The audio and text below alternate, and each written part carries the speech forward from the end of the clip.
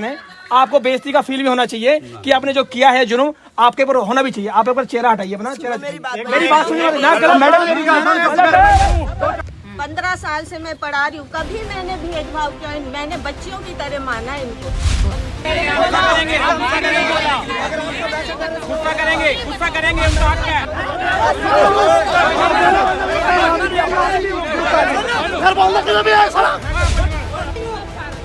मैं कह रही हूँ नहीं रो पाए। एक मिनट आप बोल रहे हो भगवान का रूप है, सुनो आप बोल रहे हो भगवान का रूप है। क्योंकि बच्चा जैसे ही वो ऐसे अपने आप गलत गिरी है, मैडम ने ऐसे नहीं गिराई, मैं जहाँ तक है क्योंकि मैं मौके पे मौजूद रही थी। ਉਹਨਾਂ ਨੂੰ ਆਪਣੇ ਧਰਮ ਬਾਰੇ ਸਾਰਾ ਕੁਝ ਪਤਾ ਹੈ ਕਿ ਇਹਨਾਂ ਦੀ ਸਿੱਖਾਂ ਦੀ ਕੀ ਇੱਜ਼ਤ ਹੈ, ਕੀ ਮਹੱਤਵ ਹੈ। ਫਿਰ ਵੀ ਉਹਨਾਂ ਨੇ ਸਿੱਖਾਂ ਨੇ ਪਕੜਿਆ, ਉਹ ਜਾਣ ਬੂਝ ਕੇ ਕੀਤੀ ਗਈ ਗਲਤੀ ਹੈ। ਇਹ ਮੈਂ ਤੁਹਾਨੂੰ ਸਾਰਿਆਂ ਨੂੰ ਸਾਫ਼ ਕਹਿ ਦਿੰਦਾ। नहीं झूठ मत बोलिए, झूठ ना बोलिए। जाने अनजाने में जो हुई वैसे मैं उसके लिए और इस चीजों को टाला जा सकता था, परंतु समझदारी नहीं दिखाई, टाला नहीं गया। ਤੇ ਇਹ ਸਜ਼ਾ ਜੋ ਲਗਾਏਗੀ ਇਸ ਤੋਂ ਮੈਂ ਸਹਿਮਤ ਨਹੀਂ ਸੀ। ਇਸ ਤੋਂ ਅੱਛਾ ਤੇ ਮਾਫ ਹੀ ਕਰ ਦਿੱਤਾ ਜਾਂਦਾ, ਉਹ ਜ਼ਿਆਦਾ ਬੈਟਰ ਸੀ। ਅਸੀਂ अगर संग्राम करने ठीक है संग्राम करो। मैंने किसी बच्ची को या किसी बच्चे को कभी ठेस पहुंचाई हो तो मेरा आज अभी कलम कर दो मेरा गला, मैं उसके लिए भी तैयार हूँ। अगर नहीं ਵਾਹਿਗੁਰੂ ਜੀ ਕਾ ਖਾਲਸਾ, ਵਾਹਿਗੁਰੂ ਜੀ ਕੀ ਫਤਿਹ। ਸਾਧ ਸੰਗਤ ਜੀ, ਅਲਵਰ ਤਿਜਾਰਾ ਦੇ ਪਿੰਡ ਲੋਹਾਤਰਾ ਵਿਖੇ ਜੋ ਬੱਚੇ ਕਿਸ਼ਨ ਸਿੰਘ ਨਾਲ ਜੋ ਕੇਸ ਪਕੜ ਕੇ ਪਿਟਾਈ ਦੀ ਗੱਲ ਸਾਹਮਣੇ ਆਈ ਸੀ, ਆਪ ਜੀ ਨੂੰ ਵੀਡੀਓ ਰਾਹੀਂ ਬੇਨਤੀ ਕੀਤੀ ਸੀ ਔਰ ਸਮੂਹ ਸੰਗਤ ਉੱਤੇ ਪਹੁੰਚੀ ਵੀ। ਹੁਣ ਸੰਗਤ ਦੇ ਮੈਸੇਜ ਆ ਰਹੇ ਜੋ ਨਹੀਂ ਪਹੁੰਚ ਸਕੇ ਕਿ ਉਸ ਮੀਟਿੰਗ ਵਿੱਚ ਕੀ ਰਿਹਾ। ਹਾਲਾਂਕਿ ਤਸਵੀਰਾਂ ਹੀ ਸਭ ਕੁਝ ਬਿਆਨ ਕਰ ਦੇਣਗੀਆਂ, ਮੈਨੂੰ ਜ਼ਿਆਦਾ ਬੋਲਣ ਦੀ ਲੋੜ ਨਹੀਂ ਹੈ। ਤੇ ਪਹਿਲੇ ਆਪ ਜੀ ਉਹ ਵੀਡੀਓ ਦੇਖੋ ਜਿਸ ਵਿੱਚ ਸਟਾਫ ਨਾਲ ਨੌਜਵਾਨਾਂ ਦੀ ਗੱਲਬਾਤ ਹੋ ਰਹੀ ਹੈ। आपने जो किया बहुत अच्छा किया। मारने की नहीं, मारने की नहीं,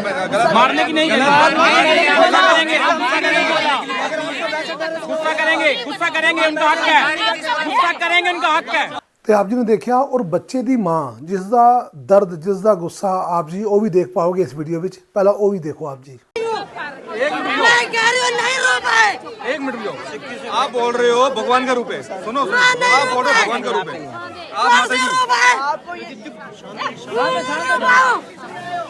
नहीं आगे मैडम आप पीछे आना तो आप गुस्सा तो सबको आता है। गुस्सा आएगा क्यों नहीं आएगा गुस्सा? घर में आग मर जाता है ना, ऐसा काम होता है। ਔਰ ਇੱਥੇ ਇੱਕ ਗੱਲ ਹੋਰ ਜ਼ਿਕਰ ਹੀ ਹੋ ਗਿਆ ਸਾਧ ਸੰਗਤ ਜੀ। ਜਦੋਂ ਉਹ ਸਟਾਫ ਗੁਰਦੁਆਰੇ ਆਉਂਦਾ ਹੈ ਤੇ ਸਟਾਫ ਵਿੱਚੋਂ ਇੱਕ ਮੈਡਮ ਦੀ ਆਵਾਜ਼ ਆਉਂਦੀ ਹੈ ਕਿ ਇਹ ਤਾਂ ਕਾਫੀ ਉੱਚਾ है, हम माथा टेकने नहीं जाएंगे। मत्था देखना होता है, नहीं बोलिदा नहीं, मत्था देखना होता है, नहीं बोलिदा ना, मत्था देखना होता है, नहीं बोलिदा नहीं। चलो ਤੇ ਵਿੱਚੋਂ ਕਿਸੇ ਸਿੱਖ ਦੀ ਆਵਾਜ਼ ਆਉਂਦੀ ਹੈ ਕਿ ਜੇ ਦੁਆਰ ਤੇ ਆ ਗਏ ਤਾਂ ਮੱਥਾ ਟਿਕੀ ਚ ਗਿਆ। ਮਤਲਬ ਜੇ ਤੁਸੀਂ ਗੇਟ ਤੱਕ ਆ ਗਏ ਤਾਂ ਮੱਥਾ ਟੇਕਣ ਦੀ ਲੋੜ ਨਹੀਂ ਹੈ। तो द्वार पे आगे मत्था टेक गया, तो द्वार पे आगे मत्था टेक गया, तो द्वार पे आगे मत्था टेक गया। ਜਦੋਂ ਉਹਨਾਂ ਦੇ ਵਕੀਲ ਸਾਡੇ ਸਿੱਖ ਹੀ ਬਣੇ ਹੋਏ ਸੀ ਤਾਂ ਫਿਰ ਸਜ਼ਾ ਦੀ ਤਾਂ ਫਿਰ ਸੋਚ ਵੀ ਕਿਵੇਂ ਸਕਦੇ ਆ। तो किसी बच्चे ने क्या सी कि साड़ी ने मारी है सीटी या मतलब कि मैं तुझे क्यों पकड़ दी चाहिए जब तुझे सीटी मारी नहीं और दूजे बच्चे ने क्या तुझे क्यों पकड़ी चाहिए वो दसो बेटा। ਤੇ ਉੱਥੇ ਬੱਚੇ ਨਾਲ ਵੀ ਸਾਰੀ ਗੱਲਬਾਤ ਕੀਤੀ ਗਈ ਔਰ ਬੱਚੇ ਨੂੰ ਸਵਾਲ ਪੁੱਛੇ ਗਏ, ਪਰ ਬੱਚਾ ਇਵੇਂ ਲੱਗ ਰਿਹਾ ਸੀ ਜਿਵੇਂ ਡਰਿਆ ਘਬਰਾਇਆ, ਕੁਝ ਸਮਝਾ ਕੇ ਭੇਜਿਆ ਗਿਆ ਹੈ। ਜਿਸ ਤਰ੍ਹਾਂ ਉਹ ਪਹਿਲੇ ਵੀਡੀਓ 'ਚ ਬੋਲ ਰਿਹਾ ਸੀ, ਇਸ ਮੀਟਿੰਗ ਵਿੱਚ ਉਹ ਉਸ ਤਰ੍ਹਾਂ ਨਹੀਂ ਬੋਲ ਰਿਹਾ। ਆਪ ਜੀ ਖੁਦ ਸੁਣੋ। मतलब किसी बच्चे ने क्या मतलब ऐसी नाल इन्हें क्या होना या फिर पर उन्होंने मेरे सामने नहीं लिया ना। अच्छा नाल फिर उन्होंने वाल पकड़ के मैं प्रिंसिपल ऑफिस से ले गए, उन्होंने भी कुटा, फिर उन्होंने भी मारा। केस पकड़ के ले गए, केस पकड़ के ले गए थे आपको। केस ले रहे हैं आप बताइए ना, डर क्यों रहे? डरने की लोड़ है। घबराना क्यों? आप घबराना सच्चे जो बात हुई है रियलिटी में वो बताइए। ठीक है बैठो। ਔਰ ਸਾਥ ਜੀ ਉੱਥੇ ਜੋ ਮੈਡਮ ਸੀ ਜਿਸਨੇ ਇਹ ਕਾਰਾ ਕੀਤਾ ਸੀ, ਉਹ ਮੂੰਹ ਢੱਕ ਕੇ ਗੁਰਦੁਆਰਾ ਸਾਹਿਬ ਆਏ। ਹਾਲਾਂਕਿ ਗੁਰਦੁਆਰਾ ਸਾਹਿਬ ਅੰਦਰ ਮੂੰਹ ਢੱਕ ਕੇ ਆਣਾ ਐਸਾ ਅਲਾਉ ਨਹੀਂ ਹੈ, ਲੇਕਿਨ ਜਦੋਂ ਯੂਥ ਨੇ ਆਵਾਜ਼ ਚੱਕੀ ਤਾਂ ਉਹਨਾਂ ਨੂੰ ਮੂੰਹ ਆਪਣਾ ਖੋਲ੍ਹਣਾ ਪਿਆ और उन्होंने कहा तुसी साडी माता बराबर हो, साडे भैन हो, तो आप जी को कोई लोड़ नहीं है मुंह ढकण दी। आप प्लीज एक बार हमारी माता के समान है, आपको बेइज्जती का फील भी होना चाहिए कि आपने जो किया है जुर्म आपके ऊपर होना भी चाहिए। आप ऊपर चेहरा हटाइए अपना चेहरा। मेरी बात सुनिए ना, मैडम मेरी करना चाहिए, कितने गलती करी है।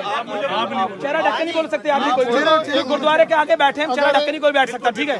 सीधी बात है, सभी बात करेंगे तो चेहरा ढकेंगे नहीं, मैं हम फैसला नहीं मानेंगे ना। वो चेहरा ढक लिया, क्या बात है ये बात भाई? और उत्थे बार बार यही गल कहेगी कि बैठ के निर्णय करो। हालांकि कई बार ऐसे मौके बने कि गर्मा गर्मी हुई, फिर नरमा नरमी हुई, हर चीज हुई। 4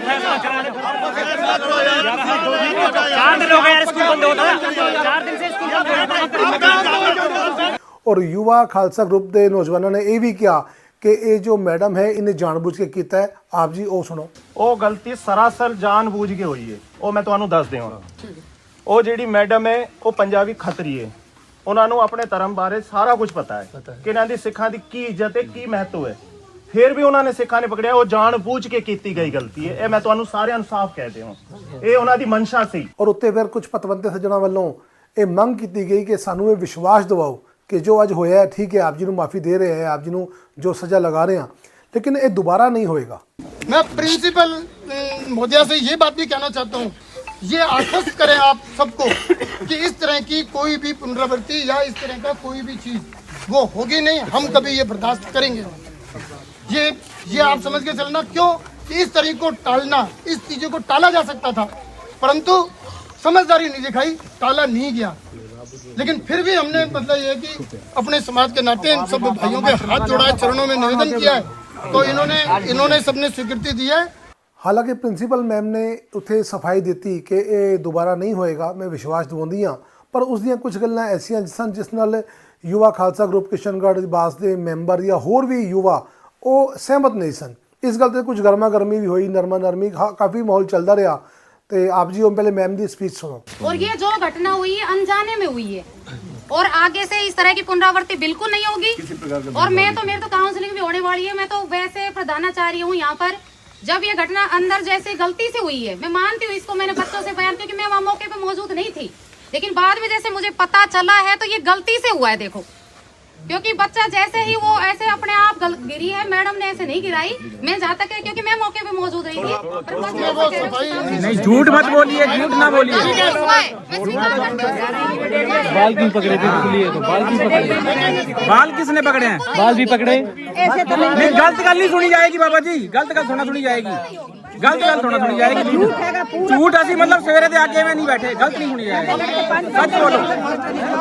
और जो सज़ा लगाएगी सत्संग जी, मैनू उस सज़ा तो मैं सहमत नहीं, क्योंकि सज़ा ये लगाई गई हमेशा गुरु घर भी सज़ा होंदी है, भांडियां दी, जोड़ा घर दी, झाड़ू पोचे दी, पर सज़ा लगाएगी कि आप जी 5 दिन आके गुरुद्वारा साहब मत्था टेकोगे।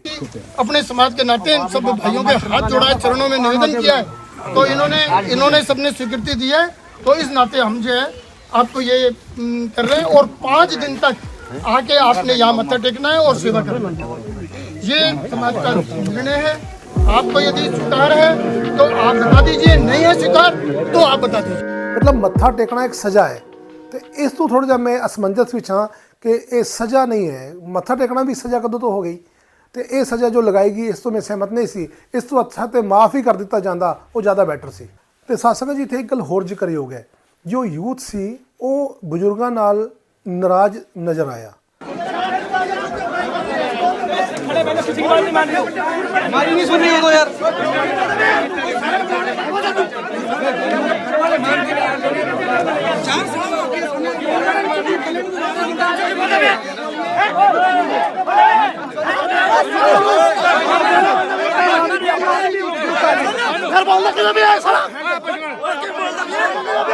मेरी कई यूथ नाल शाम नूं गल भी हुई फोन ते काफ़ी लंबी। उन्होंने कहा कि ये सब कुछ प्री प्लान सी, जदों अजे सज़ा होई नहीं तो स्टाफ पहले ही दस्तार लैके पग लैके आ गया कि पग बनावांगे। उन्होंने किसने कहा कि पग बनाई जाएगी?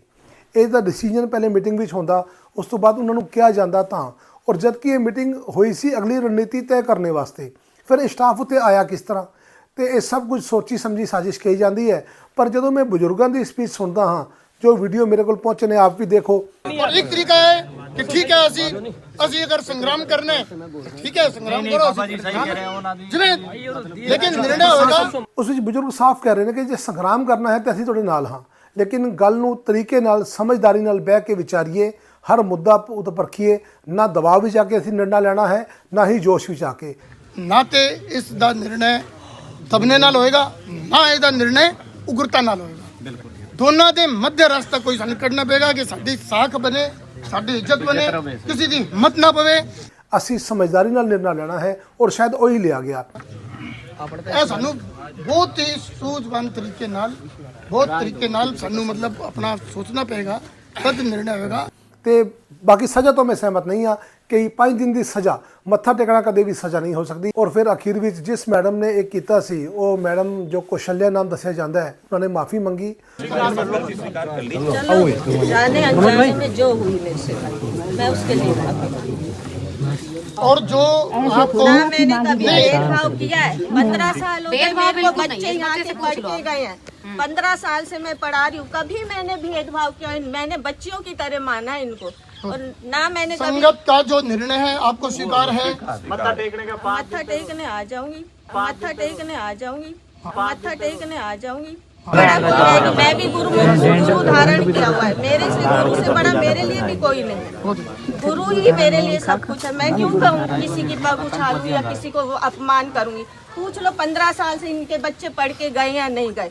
मैंने किसी बच्ची को या किसी बच्चे को कभी ठेस पहुंचाई हो तो मेरा आज अभी कलम कर दो मेरा गला, मैं उसके लिए भी तैयार हूँ। अगर मेरी ये बेटा ही बताएगा बेटा।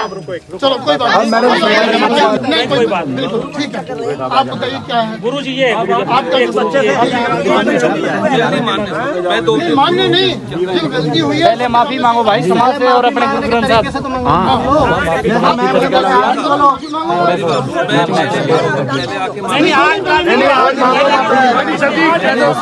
बच्चे के सिर पे हाथ लगाया पीटने की बात नहीं होगी।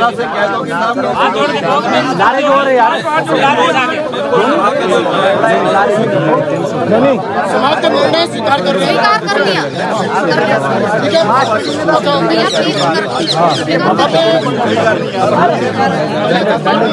प्लीज ਤੇ ਸਾਸੰਗ ਜੀ ਇਹੀ ਮੀਟਿੰਗ ਹੋਈ। ਹਾਲਾਂਕਿ ਬੱਚੇ ਨੂੰ ਉਸੇ ਸਕੂਲ ਪੜ੍ਹਨਾ ਹੈ, ਮੈਡਮ ਨੂੰ ਪੜ੍ਹਾਉਣਾ ਹੈ, ਲੇਕਿਨ ਇਹ ਜਾਣਬੁੱਝ ਕੇ ਕੀਤਾ ਗਿਆ ਤੇ ਗਲਤ ਸੀ। ਲੇਕਿਨ ਅਗਰ ਇਹ ਜਾਣਬੁੱਝ ਕੇ ਨਹੀਂ ਕੀਤਾ ਗਿਆ, ਮੈਡਮ ਤੋਂ ਅਣਗਹਿਲੀ ਹੋ ਗਈ ਤੇ ਮਾਫ ਕਰਨਾ ਵੀ ਸਿੱਖ ਦਾ ਕਿਤੇ ਨਾ ਕਿਤੇ ਫਰਜ਼ ਬਣਦਾ ਹੈ, ਉਹ ਮਾਫ ਕੀਤਾ ਵੀ ਗਿਆ। ਮੇਰੇ ਤੋਂ ਕੋਈ ਵਿਚਾਰਾ ਕਰਦੇ ਆ ਕੋਈ ਗਲਤੀ ਹੋ ਗਈ ਹੋਏ, ਦਾਸ ਕੀਮਤ ਦਾ ਜਾਚਕ ਹੈ, ਹੋਈਆਂ ਭੁੱਲਾਂ ਦੀ ਖਿਮਾ। ਵਾਹਿਗੁਰੂ ਜੀ ਕਾ ਖਾਲਸਾ, ਵਾਹਿਗੁਰੂ ਜੀ ਕੀ ਫਤਿਹ।